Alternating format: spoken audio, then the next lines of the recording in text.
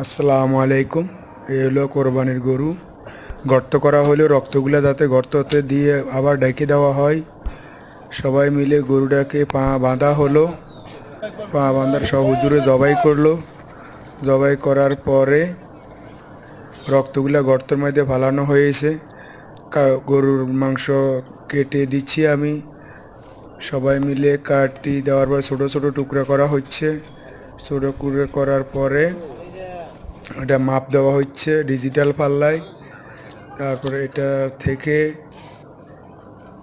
Hi hello বললাম। তারপরে এটাকে বাসায় নেওয়ার পরে